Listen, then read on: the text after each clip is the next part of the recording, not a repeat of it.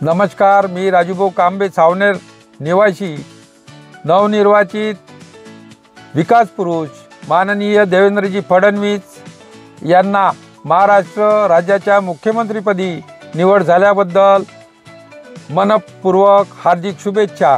तसेच सावनेर विधानसभा नवनिर्वाचित आमदार आमचे मित्र माननीय डॉक्टर आशिषजी देशमुख, तसेच माननीय डॉक्टर राजीवजी पोद्दार, समस्त विधानसभा क्षेत्रातील बंधू भगिनी व नागपूर जिल्ह्यातील बंधू भगिनींना येणाऱ्या नववर्षाच्या मनपूर्वक हार्दिक शुभेच्छा।